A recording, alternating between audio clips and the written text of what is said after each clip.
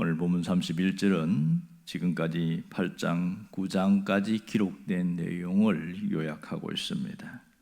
스데반의 순교로 인한 핍박 사건 이전에 교회가 예루살렘에만 있었으나 이 핍박으로 인해서 성도가 각 지역으로 흩어진 결과 복음이 여러 지역으로 확산된 것을 우리가 압니다. 유대 지역과 사마리아 지역의 복음이 전파된 이후에 이제는 갈릴리 지역에서 저 멀리까지 가는 것을 자세하게 보게 되는데, 특별히 다메섹에 있는 그리스도인들이 상당히 교회가 세워졌고 그 이후에 일어난 마지막 정리가 오늘 31절이라고 할 수 있습니다. 지난번에 본 것처럼 그리하여 여기서부터 시작되어지는데 사실은 이 접속사가 말이 안 되지요. 그렇지만 이 속뜻은 그럼에도 불구하고 이것이 정확한 뜻이라고 할 수 있습니다. 그럼에도 불구하고 교회가 평안하고 든든히 서갔다. 이것이 오늘 여기서 핵심적으로 이야기를 하고 있습니다. 이와 비슷한 기록이 6장 7절에도 보면 나타나고 있습니다. 거기에도 종교 지도자들의 박해와 위협이 있었지만 예수의 이름으로 복음을 전가하고 또 교회 내에 여러 가지 문제들을 지혜롭게 해결함으로써 예루살렘 교회가 수적으로 증가했다는 얘기를 똑같이 이야기를 하고 있습니다. 그러나 오늘은 그 규모와 범위가 훨씬 달랐고 내적인 성장과 함께 외적인 성장도 동시에 나타난 일이다, 이 얘기를 하고 있는 것이죠. 어떻게 해서 이런 일이 가능하게 되었을까요? 이것은 전적인 하나님의 역사입니다. 하나님이 주도적으로 개입한 일이요, 하나님의 놀라운 역사의 결과로 나타난 것을 알 수 있습니다. 이후에도 초대교회는 성장하는 가운데 끊임없는 성장과 함께 동시에 박해가 있었던 것을 알 수 있습니다. 먼저 우리가 보시듯이 초대교회에서는 스데반의 순교가 있었고 또 12장에 가면 야고보의 순교가 나타나고 있습니다. 이렇듯 복음이 확산되고 부흥하는 가운데서도 끊임없는 위협과 어려움은 있었습니다. 하지만 초대교회 성도들이 달랐던 것은 그런 핍박과 위협을 두려워하지 않았다는 것이 놀라운 특징입니다. 오히려 그것을 주님이 우리를 사용하는 도구라고 사용했고 창조적 기회로 바꾸어서 더 열심히 전도한 걸 보입니다. 그러니 박해하는 사람들 입장에 봐서는 저 사람들은 도대체 뭐냐, 저렇게 위협을 하면 두려워하고 벌벌 떨고 도망가고 그래야 되는데 오히려 죽음을 당당하게 맞이하는 거 보면서 이해가 안 된다, 그렇게 얘기하는 것이죠. 그 가운데 가장 박해자로서의 주동자가 우리가 알듯이 사도 바울이었습니다. 그가 사울이었을 때에 그는 세상에 이런 악한 자가 없었지요. 그러나 다메섹 도상에서 완전히 바뀌게 되어집니다. 변화가 돼도 이렇게 변화되는 사람은 많지는 않지요. 정말 변화된 사람의 가장 중심에 사도 바울 같은 사람이 있습니다. 결국 여기서 뭘 보여주냐면 이 주님의 역사 속에 교회가 뭐냐, 이것을 정확하게 이야기를 하고 있는데, 교회는 거듭난 곳이다, 거듭난 사람들이 모인 곳이다, 이렇게 이야기할 수 있습니다. 그래서 교회는 중생의 역사가 있어야 된다. 한 사람 한 사람이 정말 그리스도를 통하여 변화되는 것, 어려운 표현을 하면 트랜스포밍이 되는 것이지요. 이렇게 될 때에 교회는 교회답게 세워지는 겁니다. 교회는 한 사람 한 사람의 창조적 변화라고 할 수 있습니다. 이 창조적 변화라는 게요, 단순히 교회 다닌다는 정도가 아니고 그 사람이 갖고 있는 생각과 가치관이 확 달라지는 거예요. 인생관, 세계관, 습관, 생활태도, 이 모든 것이 달라지는 것이 창조적 변화다.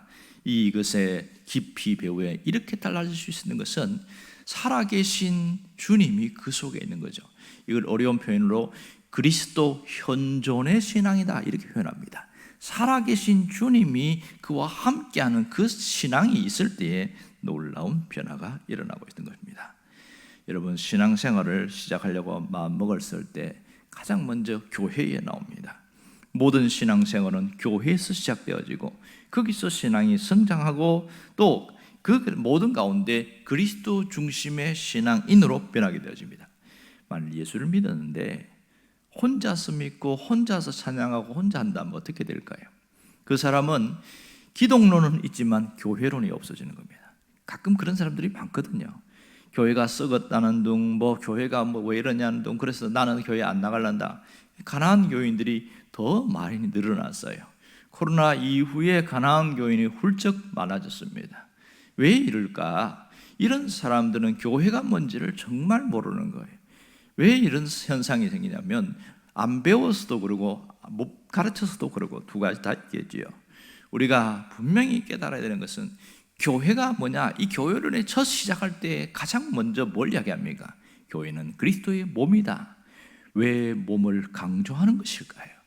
교회의 머리는 주님이시고 우리는 지쳐야 된다는 걸 왜 강조하고 있을까요? 그것은 핵심은 두 가지인데요. 하나는 붙어 있어야 된다는 겁니다. 포도나무가 열매를 맺으려면 가지가 원줄기에 붙어 있어야 되는 것처럼 우리가 주님께 붙어 있어야 제대로 신앙인다운 신앙인 될 수 있다. 첫 번째입니다. 두 번째는 그리스도를 섬기는 자로 가는 것. 이것이 이유입니다. 교회가 주님의 몸이다, 그리스도의 몸이다. 이것은 바로 여기 있습니다. 그러므로 교회의 근본은 살아계신 그리스도에게 있습니다. 죽은 그리스도가 아니라 살아계신 그리스도입니다. 이미 주님은 2000년 전에 몸이 부활하고 승천한 다음에 하나님의 보좌 우편에 계시잖아요. 그러면 살아계신 그리스도가 계신다는 건 누가 계신다는 겁니까? 그것은 성령께서 우리에게 오셔서 일하시는 것, 이걸 말하고 있습니다. 그 살아계신 그리스도는 그냥 우리 신앙생활 자체가 하나의 형식이 아니라 체험과 능력이 있는 것, 이것을 이야기합니다. 능력은 어떻게 나타날까요? 내가 변화되는 것으로 나타납니다.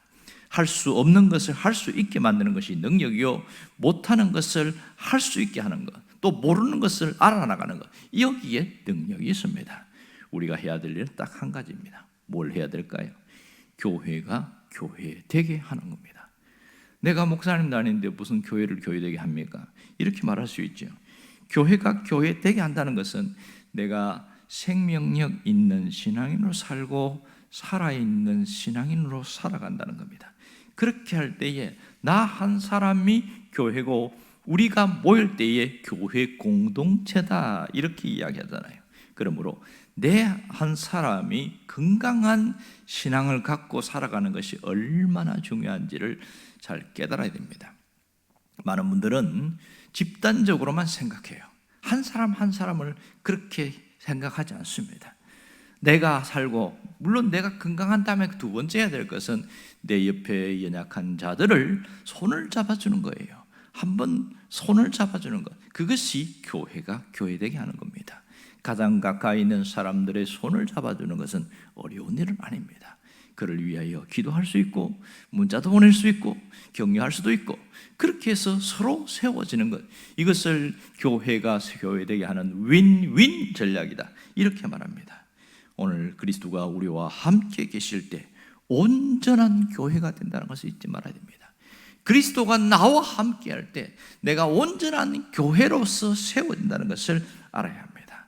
여러분, 온전한 그리스도인으로 되어가는 데는 오늘 나오는 것처럼 두 가지가 항상 우리 안에 있어야 돼요.